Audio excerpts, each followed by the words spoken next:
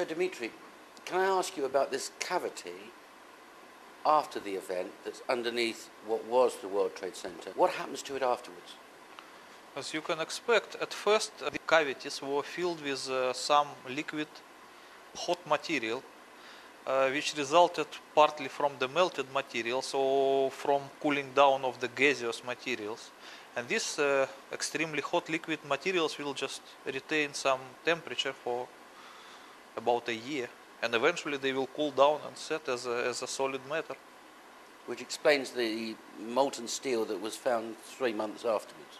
Yes, 4 months. because the 150 kiloton will produce a lot of energy, so it will be like a pot with a hot matter, which it takes some time to cool down. Can you imagine the 100 meters deep cavity filled with this kind of thing? It may take a year to eventually cool down.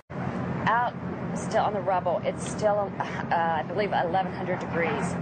The guy's boots just melt within a few hours. But here we are 8 years on. Do I take it that it's been filled with some material? Yes, definitely, because they have to fill it with something which first of all will prevent the radioactivity injuring the people on the surface, and secondly they have to fill it anyways because they can't afford to keep the cavity in the middle of the city because it might cause collapse of some construction. It's dangerous, so they have to fix it anyways. So what would they fill it with? Concrete maybe? I don't know, probably. Maybe concrete mixed with something which will absorb the radioactivity. But I don't know, honestly. Okay, let me ask you this question.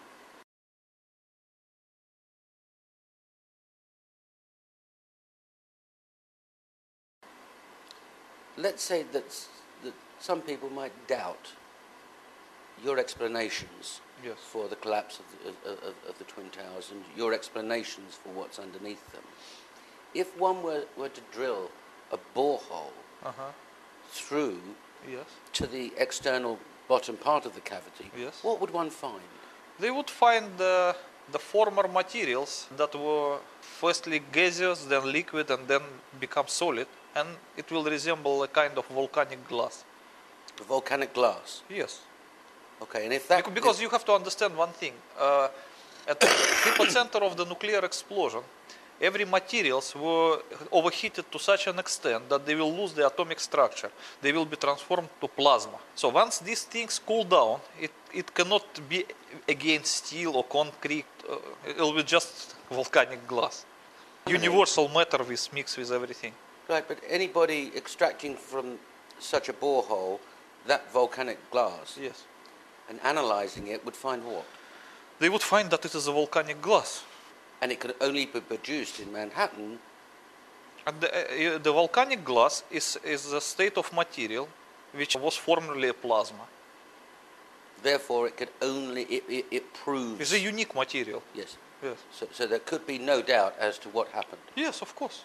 And besides of all, I think besides of that volcanic glass, there would be some materials which will retain the radioactivity. And that could be tested and the radioactivity identified. Of course. And then presumably it could be worked back. Because all those materials that were evaporated and transformed to plasma, they were set as a volcanic glass. But simply liquid materials, they can retain the atomic structure as well as radioactivity. Understood. So once you get to this kind of material, you can test it for radioactivity and you will understand what is this. Understand. Well, let's go back to your comfort zone and let's go back to talking about World Trade Center 1, 2 and 7 sites. Because you express very emotionally in the book how upset you are that a New York City police detective, John Walcott, became ill. You know, many friends of mine suggested that I should write this book a few years ago, but I was hesitating. It doesn't mean that I did not want to say the truth to the public, because whatever I knew about the September 11 and its perpetrators, I honestly reported to the American FBI, and they knew it long before I wrote this book. But they didn't take any action based on my information. They did not even try to arrest the real perpetrators. And eventually, when I found, it was accident. I just found the story of John Walcott somewhere in the internet.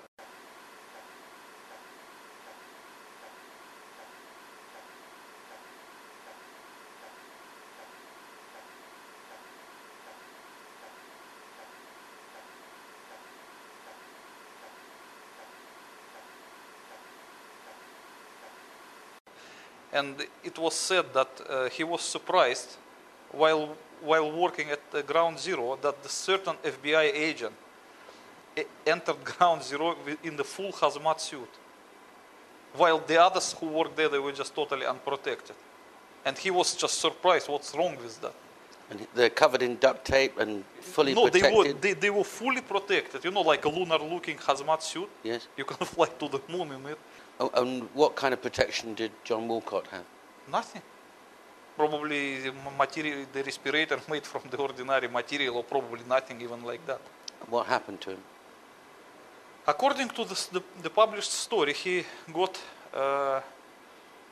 sick with the so-called leukemia, which is a typical consequence of the radiation sickness, which resulted in his bone marrow transplantation. And so that is the only way he managed to survive. So he was the victim of radiation poisoning? Of course, as many other Ground Zero responders who worked there unprotected and freely inhaling the radioactive vapors. And what happened to him afterwards? Yes, I told you that he was so sick that it required a bone marrow transplantation to save his life, because his blood was not regenerating. Because the bone marrow is the first thing which is damaged by radiation usually. So when you see this kind of thing, that is the consequence of the radiation sickness. It can't be anything else?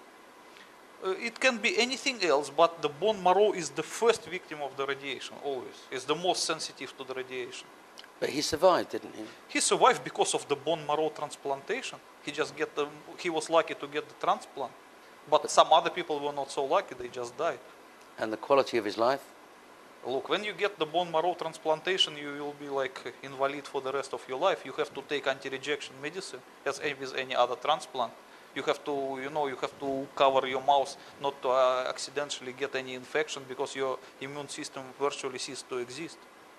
And so he'd have to live in his own home but not go outside because of his immune system. Yes, as with any other transplant.